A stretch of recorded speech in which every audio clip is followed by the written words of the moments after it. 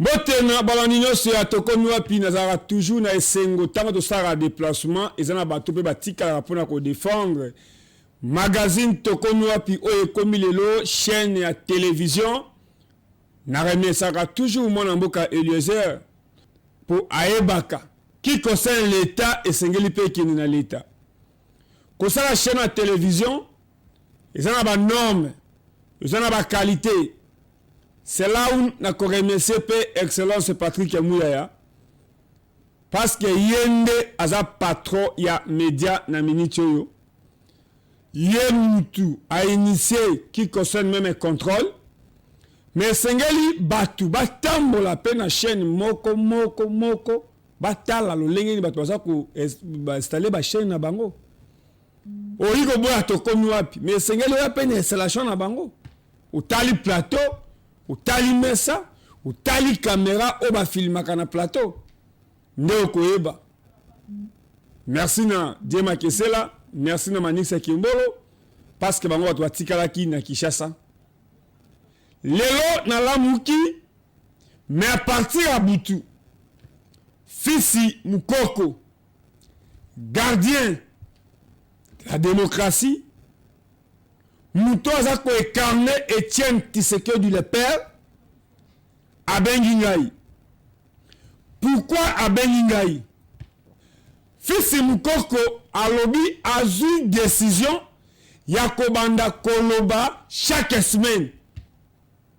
Yango a invité nga bokomo na ba image leye to fandaki poto yoka Fils Mukoko. Fils Mukoko azoloba to alingi aloba to alobi a mérité kolobela UDPS toté azo mérité Fils Mukoko azo mérité. C'est là où on tourne kamona moka Eric Ngindu on se retrouve en communication à présidence. Est-ce qu'on yebi et le colino communiquer parce que yo au sein de France 24, au sein de TV5, mais pourquoi campagne chef de l'État, on le qui ça on a France 24 T, on le qui ça on a TV5 T. Nai, na go tele mela o tina suka. Etienne tiré du moral lobby. Qu'on réclamait c'est un droit. Moto a sali, a son mérité qu'on foutama, tant qu'on réclamait salaire naï. D'abord, tout le monde est remplaçant. Aebi, qui est payé Fofana? Qui est Diema Kesela? Parce que Diema Kesela a filmé Abraham Lwakabwang. Yaouna Gosenga, Bolanda, Fils Mukoko. Bolanda, Nini, Fils Mukoko, Bengisi, Bisso. Mais pourquoi Bengisi Eric Ngindute? Bolanda. Nane Sengolisu, le tant que gardien du temple de la démocratie, Tshisekedi du Nouveau Testament, Seigneur de la rue, prophète politique, n'a communiqué,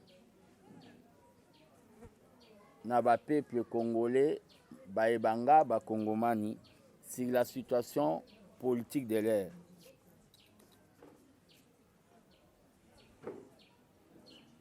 Félicitations d'abord à nos autorités. Il y a ville-province de Kinshasa et son adjoint, son vice, Jekoko, c'est-à-dire félicitations à M. Gentini Ngobila, Mbaka, le gouverneur de la ville-province de Kinshasa, et son vice-gouverneur, Jekoko Moulumba, pour le lot Oyala qui est irréalisable et comme Koko ma réalité, et ça, marché moderne Zandu déjà peuplé baye awana temple de la vérité état-major politique ya Fils Mukoko pour balobake musale zo salama vaut mieux tard que jamais. C'est pour cela j'avais eu à dire Nabatuke dans la politique il y a ce qu'on appelle des décisions impopulaires. Donc des décisions impopulaires oyo et koki ko sala bino bien te mais lobe ko sala bino bien. Zandu ndenge zalaki ana n'époque wana nombre otozali na ville à Kinshasa na exode rural et comment qui débordé. Il a fallu marcher moko moderne. Aujourd'hui, c'est devenu une réalité. Félicitations, courage au numéro 1 de la ville, représentant du chef de l'État, Gentini Ngobila, et son adjoint Jegoko Moulumba. Le gouverneur de la ville avait annulé marche Yalamuka, si je peux appeler ça marche ya Obabengi, un groupe de l'opposition, monstre à 4 têtes, entre guillemets Lamuka. Il avait annulé ça, marche Yalagi prévu, pour le 13 mai ici. A Poussaki Ango na Obabengi, le 18. A Poussaki le 18. Le 18, c'était pour un peu essayer de trouver solution à la couche. Il y a une sécurité dans la ville de Kinshasa avec Obabengi, Revers Bandi à Mobondo, Basi Bakotagi déjà à niveau ya Obabengi Maluku.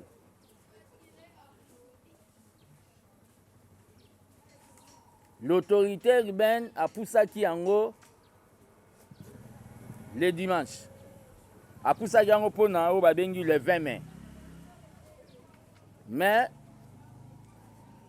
les 4 messieurs, dont je cite messieurs Moïse Katumbi, Chapwe, Martin Faoulou, Madidi,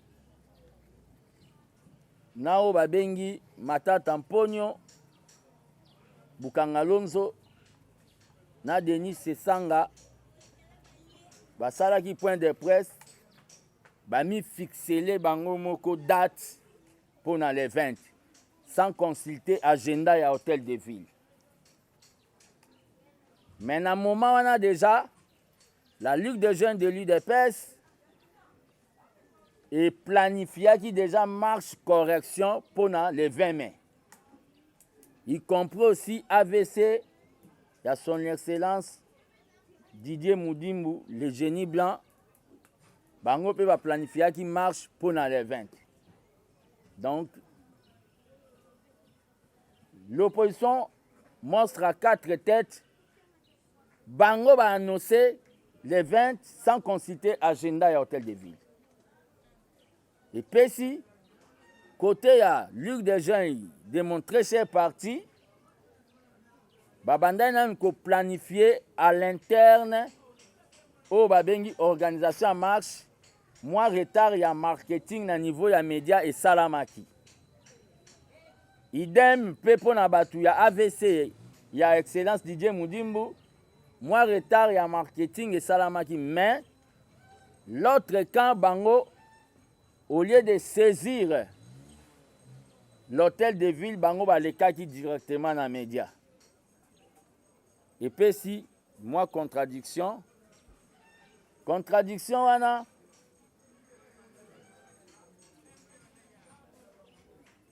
Et l'obité que quand Nabiso Baolinga Basal ça marche, na idée à saper marche na bango.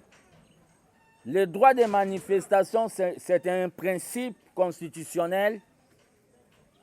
Église catholique, les recotara dimanche, et Peksa église Kimbangi, c'était Tob église de réveil. Bango tout bakota dimanche. Et le 20 mai, nde toyebi, le 20 mai, Ezalio Babengi, date na calendrier, eza ni ya opposition, eza ni ya pouvoir. Le 20 mai eyalaki na mwa monopole na époque ya Mobutu pour ezalaka date ya création ya mouvement populaire de la révolution. Wana eyalaki exclusif. Mais un PRPC kufa nango, le 20 mai eza date na calendrier oyo mututu akoki ko organiser marche na ye akoki kosalisa manifestation na ye le 20 mai soleil eko s'arrêter te pour na camp ya biso to camp ya nini. C'est aux autorités de la ville d'apprécier et de donner les itinéraires et d'encadrer les manifestations. Déjà de notre camp, tant que gardien du temple de la démocratie, Tshisekedi dans le Nouveau Testament, les derniers mobilisateurs, les pères en nommant les sphinx avant Koufa, je demande à la jeunesse fatiste et tshisekidiste, à tous les jeunes de mon parti présidentiel UDPS, à tous les jeunes des partis de l'Union sacrée, de venir à cette invitation le 20. Nous allons marcher dans la non-violence pour soutenir les institutions, soutenir ce qu'on appelle le processus électoral, soutenir ce qu'on appelle dire un grand nom, un nom majuscule na obabengi balkanisation. Et soutenir obabengi contrat à EAC na Congo, donc révisitation, donc soutenir la révisitation ya obabengi contrat na EAC. Donc na bengi ba jeune le 20 tozala dans la non-violence. Les pouvoirs, bisonde tozan la 4, ça ne sert à rien de faire la violence. Toti que la banguna, il y a démocratie tentée. Toti que la branche oyo politique, il y a Paul Kagame ata tant mon côté. C'est-à-dire, marchons calmement dans la paix les 20.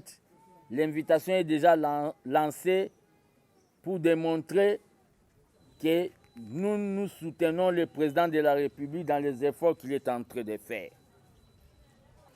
L'armée des bâtisseurs tshisekidistes et moi-même, to saluer l'action au babengi social, il y a Madame Amida Chati, il y a Rosala au babengi production ya maïs, pour pallier, pour soutenir la République dans la situation où il y a pénurie tozanango.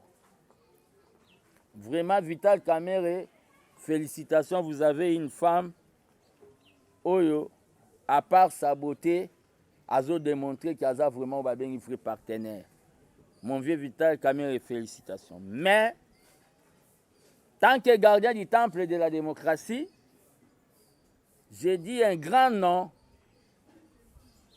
dans Madame Chati Amida pour exploiter le site où il y a Bukanga Lonzo, il y a un site de l'État. A koki ko produire un souci, maman Olive Asala Kayango, Musala ya o babengi, ya mabele kolona. Mais ateka yango na basite à l'État. Basite à Bukanga Lonzo ezali ya l'État. À part bao babengi kozongisa projet à Bukanga Lonzo ngo matanta mponyo amela mbongo ata mati ata kiti suka kosanza il va vomir mbongo wana 300 millions de dollars ako vomir ango vomir azwa javel a betina acide a tutina kinine a meli a kufi po dossier lala. Mais tout landela ba bien na même na o ba bengi héritage na. Avant encore de passer dans la situation sécuritaire, je tiens à dénoncer photo mon réseau circulé sur Facebook. Vous savez, en politique, moi je suis l'élève du Sphinx. Donc je suis un animal politique. C'est pas facile. Na ba franc-maçonnerie na bino na ba kisi na bino bo salaka. Lokwa na sala kuna te bo monanga nga na zao na bengi na sala politique avec protection ya Nzambe ya bangomba, le Dieu des prophètes. Donc bo tika lo monanga te na bilo na binoan. Tout ça la débat politique au lieu de chercher à salir. Photo réseaux circulées dans les réseaux sociaux que je vais vous donner, vous allez afficher. Fils Mukoko, Botala, Azo Tandaba sous-vêtements à moi sinae, et après Azo le kanate veut pas le belamambo mboka. Pas finga rabat. Dans le canat fingate, j'appelle le chat par son nom. Je ne peux pas appeler le chat chien. Si tu es voleur, on doit t'appeler voleur. Si tu es détourné, on doit t'appeler détourné. Et je suis très, très impoli, je l'ai dit. Et je le confirme, très, très impoli. Vis-à-vis ya batutu oyo bazwa mbongo ya l'État pour sosifier peuple pe sacrifier jeunesse. Na otika ko respecter bango te le kaneta bato le kaneta ba Matata Mponyo. Madame Matata Mponyo na ba petit na nga bana Matata Mponyo. Je ne peux pas respecter un monsieur intellectuel oyo azwi mbongo ya l'État sans banga. Ake kotonga université privée ya ye au moment na kokola na ye papa na bango atikelaka ata école gardienne te to maternelle. Mbongo yo peuple abanda kozela alia comme j'ai l'habitude de le dire pour l'ongolais bah c'est pas gentil. 300 millions de dollars. Aye nango pe na ndako na bino bolobi papa merci, papa merci. Ok za mbongo ya ba congolais. Là je serai très très impoli. Photo en circulé. Quand vous allez voir, ce n'est pas Fils Moukoko. Moi, je suis encore avec des béquilles. Mais le monsieur en question, Abanda Gotanda, sous-vêtement, il n'était pas na béquille. Ça fait maintenant une année qu'il est dans béquille. Donc, vous voulez me combattre comme ça, quand vous avez eu un jour, il y a Kata Moutou Nangai, Kolat Sangé Lamba, Péperdek. Bon, mon attaque est un coup d'épée dans l'eau. Les autres ont la coup d'épée dans l'eau parce que j'ai une mission pour la République. Après Félix Tshisekedi, les dieux qui élèvent, je suis en train de prier qu'il m'élève pour discipliner la République démocratique du Congo de manière démocratique. Bato bamona ke bango ba soukara ba fonctionnaire de l'État. Waneza ba rêve na bango. Mais moi je suis en train de rêver comme Kassavou azala na sang rouge. Mobutu azala na sang rouge. Mouza azala na sang rouge. Félix azala na sang rouge. Ngana azala na sang rouge. Moi aussi je peux devenir président de la République. J'aurai des techniciens tout autour de moi. J'ai tout un projet de société au Congo Eldorado. Toi continue à rêver minime, c'est ton problème. Moi je rêve le Congo. Ne cherchez pas à prendre du temps dans le laboratoire pour me salir. J'ai décidé chaque semaine de commencer à communiquer pour étouffer vos mensonges. J'ai décidé ça. Malgré mon état de santé, on a convalescence. Par rapport à la situation sécuritaire, j'interpelle le VPM, mon compagnon d'élite Peter Kazadi, de l'intérieur. Nazo senga bazongisa o babengi opération Likofi. Qui tue par l'épée doit tomber par l'épée. Ba famille on bazo perdre bandeko na bango na mambu ya kuluna oyo communauté de l'eau à boire na ville de Kinshasa. Ba organisme des Nations Unies so ya droit de l'homme.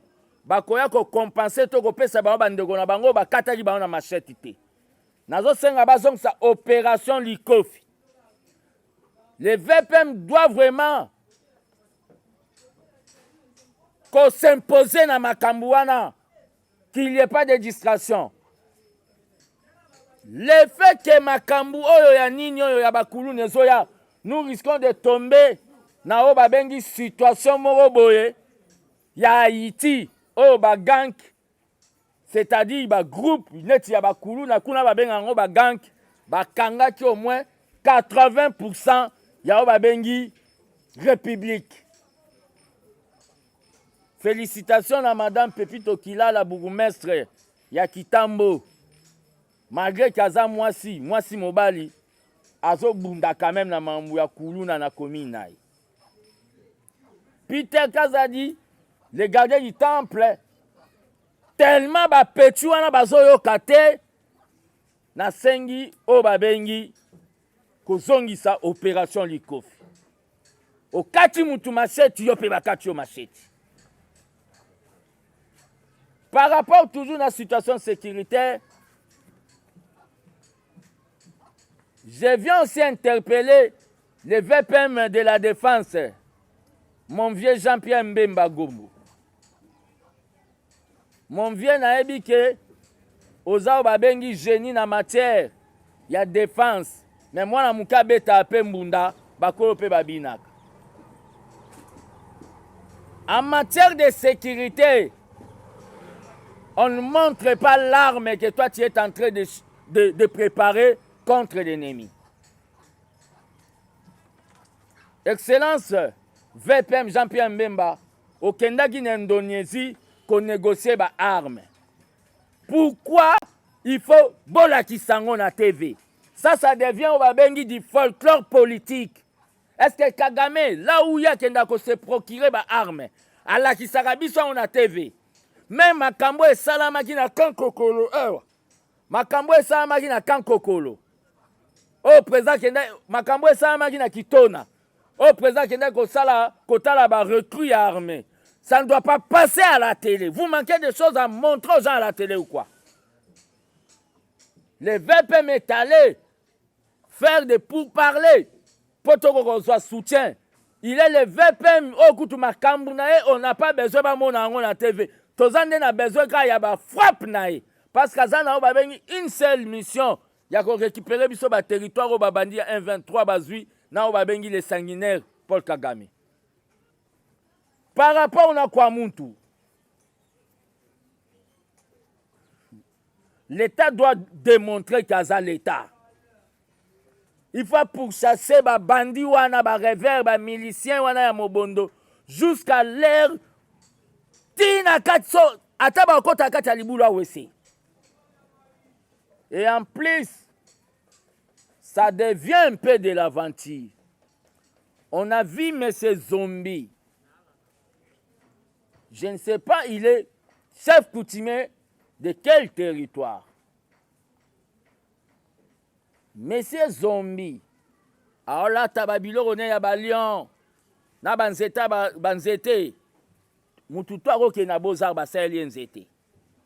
Mais le chef coutumier reconnu dans le ministère intérieur, peut reconnu par autochtone Bazali. Monsieur Zombi était au Babengi, le coordonnateur, il y a au Babengi les amis de Joseph Kabila, à Jokaka.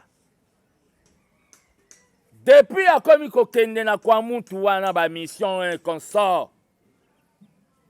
Résultat ni nezobim. Ba créer COP. Yena ministre auprès du président de la République. Nana Mananina. Dans ba commission Kwamuntu COP. Le VPM de l'intérieur, mon compagnon de l'île Peter Kazadi, Lukota dans l'Ikamouane. Et ça n'a pas tout sous monaka, makila ba tous les réseaux tanga, to ba des réseaux ça ma bango besoin au fond de commerce. Pour terminer, je vais maintenant vous révéler ce qui devait se passer le 13 na marche oyo batalamuka ba prévoyaki. Il y a un monsieur qui fait sa petite politique. Il s'appelle Jean-Lucien Boussa. Selon les informations, tant que l'œil du peuple, M. Jean-Lucien Boussa, à Kendaki Nambo Kanabango, j'ai des vidéos ici, je vais vous les donner. À Kenambo Kanabango a recruté plus ou moins 3000 personnes. À Keko Bomba Bango Wapi na Zamba Mogo côté à DGC Mbinza. Zamba ngo babenga ngo Zamba Ndangi. Bato ngo na ba bande rouge comme vous êtes en train de voir na ba vidéo. Plus ou moins 3000 personnes. Une chaîne de la place est accusée par force du progrès. Bana o biso tozo encadré. C'est pour cela que je suis en train de dire quand vous faites le journalisme, il faut faire l'investigation avant de diffuser. Ne diffusez pas. Les jeunes à force du progrès, ils étaient dans des actions de grande envergure, mais maintenant ils sont dans le encadrement au niveau de l'INPP pour l'insertion dans bango. Ndenge secrétaire général Augustin Kabouya sili ko sala o babengi programmation na bango. Et nous avons toujours été des non-violents. Jean-Lucien Boussa est allé dans mboka na bango, il a pris ses frères. Pour bomba bango zamba ndangi na DGC. Planification alaki que le 13 babima basala o babengi soulèvement populaire na bango balotaka basala o babengi insurrection. Mais tellement ce pouvoir, c'est un pouvoir que Dieu, que Fati, alobi nzambe nga na kiti na kiti ya bokonzi, yo mata, a sacrifié ango, et pas nzambe. Eloko mote go tikala, ko bomba mabiso. Premier agent ya aner ya pouvoir na biso eza nzambe, oyo aza omniprésent. La radio, oyo nazo boya kotanga kombo na bango, babengi Augustin Kabuya mwana bute CG ke kende na DGC otala makambu oyo ezoleka na ba force du progrès. Quand le numéro 1 du parti présidentiel ayoki yango akiti na DGC pour atala soki banane ya force du progrès ba osala désordre. Je dois vous dire la vraie version. Kokoma komi kuna akei ko constater a eu information que il y a des gens au Baye qui chassent fraîchement avec une mission babombani na zamba ndangi. Alobi makambo loko ekomi ya sécurité ngana kokokate. Abengi mbala moko Général Kasongo abengi na VPM intérieur Peter Kazadi. Leur bango bakiti na ba militaire. Il y a yo babengi affrontement quelques des miliciens. Ya Jean-Lucien Boussa bakweyaki. Ba bakangaki bango. Ba memi bango na interrogatoire. Le VPM de l'intérieur, Peter Kazadi, a vendu ici un groupe de miliciens. Avec ici, le CG Augustin Kabuya. Parce qu'on accusait que Batouana Bazaya Bisso. Alors, est-ce que boye biye? Bango babi bayebi CG Augustin Kabuya te. Atuni bango, est-ce que bino boye binga? Ba milicien balobi bayebi VPM intérieur te. Azu photo ya Jean-Lucien Boussa. Atuni bango, est-ce que boyebi ye? Ba milicien balobi yende président na biso. Bazalaki dana ba radio boko mona ngona ba vidéo on en peut sabino na biloko nyonso. C'est pour cela que je demande au gouvernement de la République d'entamer déjà une procédure judiciaire vis-à-vis de M. Jean-Lucien Boussa pour atteinte à la sûreté de l'État.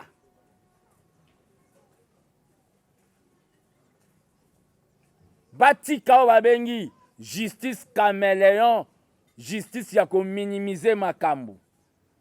Parce qu'un jour que les gens vont tenter de faire tomber ce pouvoir, je suis en train de vous dire, nous les combattants qui avons fait 37 ans de lutte, nous n'allons pas nous laisser faire. Et toi, tu veux venir, Kozongisa Congo, en marche en arrière. Je vous dis, le jour que vous allez tenter de faire ça, vous verrez même des mamans. Vous barrez la route. Je dis, je vous remercie. Merci. Tango asisi koloba. Et comment qui moment y a ma question. Parce que ça na kombo ya bato mibale o mutu na ngai tourner. Tango atangi Fabrice Zombi. Tango atangi Fabrice Zombi. Yango na kosenga Joseph Kabila au pouvoir. Ba bengisi ba diaspora. Là tozoye ba kombo ba bema sombo. Mona moka ba pacheli, ba bokechu, ba odongo. Fabrice Zombi a outa Afrique du Sud. O même ata d'excellence Liaou Baya. Ba Serge Wolo Baya. Zombi a se retrouvé président à Ajokaka Ndengenini. Parce que moi je me rappelle, Papa Molière a Kenda qu'on filmait le pango au siège. Il y a excellence Didier Moudimbo. Genou blanc. Nani afingaka maman ya papa Molière. Pe à l'époque là, papa Molière azaki n'importe qui te. Azaki patron à Molière TV. Lelo président Tshisekedi, moi na Etienne Tshisekedi na pouvoir. Fabrice Zombi a se retrouvé chef coutumier. On est un chef coutumier. Mais est-ce qu'on a ma coquille? Il y a aucun de dominer le chef coutumier, il y a Bayaka, toi il y a Bateke. Ils ont bien qu'on a un chef coutumier, mais qu'on a ma belé, na pouvoir, le col à Matadi Kibal, David Matadi Kibal. Ils ont bien qu'on a un chef au moto, na Watambolo. Penga, na Rosenga na Manisa Kimbolo. At Lukelanga, même image, Ajo Kaka. Les amis de Joseph Kabila. Oh, le président, les amis de Joseph Kabila, arrive, chef coutumier, Akendego Kamba, Bana Bandundu. Je me rappelle, Bakendara Libosoat, oh, Père général de patience, Salandaka Bango, et Bota Razoutani. Peu à complicité, na ministre proche, il y a président de la République. Vous avez un sentiment quoi?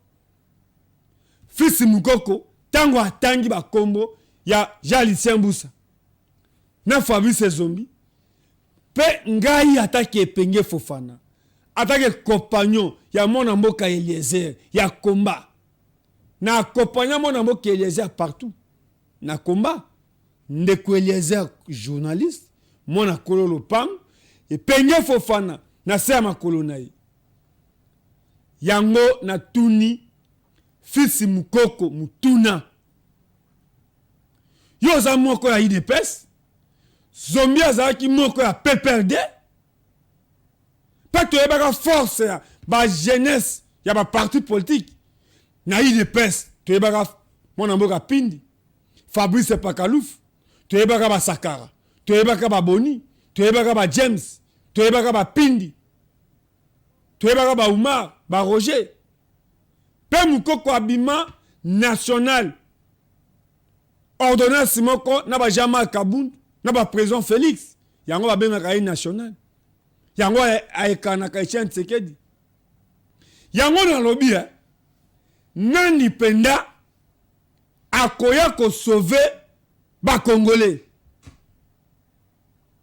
Nani a apporter solution et pas ba Congolais. Ça va, on a remercié l'équipe à Tokomi Wapi. La scène Blenda, sénateur, Manik Sekembolo, Amon Surubaki, Dieu Makesela, Trésor Zolo Zolo, Nakobo Sanara Kombo Naoti, Nanzoto Tokaboni, mais na esprit à travail, Tozesika Moko. Pourtant, on a commis na Kananga, na Moni Batrasco, na Biyeyo. Dans le gouvernement, oh, bon, mon amour qui est Eliezer, a comme un ministre. Tout Toussé Alonga, a comme un ministre. Batoyo, balingaki papa na oti. Balingi yo lelo. Fomi tunat. Babi go benga yo excellence. Bato balobi na oke moteki mikate. Est-ce que oteka mikate za lisumu? Oko za licencié, oko za la gradué. Oko ça dans un restaurant.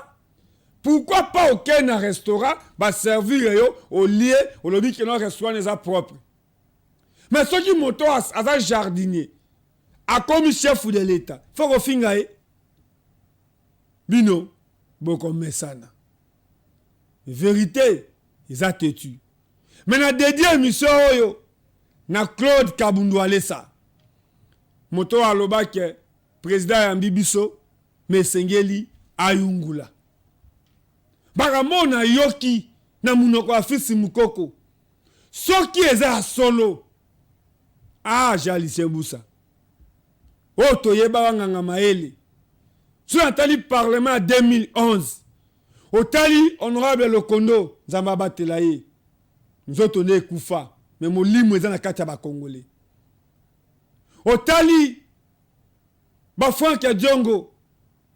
Au tali honorable Mayo, Otali, Toussaint Alonga, Otali, Jean-Lucien Mboussa, Obike bato bako bongisa Congo bangoye. Mais to kamwa, ba trahir Etienne Tshisekedi, balandi Kojo. Après, ba tiki Kojo, ba E5. Penama tanga Etienne Tshisekedi, combien bayaki? Parce que lelo, balingi président, Tommy Tuna. C'est là où on a remercié président Atibal, Nangaliema. Oyo wale saloba, ezo kokisama. Tozo mona yango. Yango asangaka na mokonzi ya mboka, a dédié pouvoir, et pas Nzambe. Et monsieur Sili.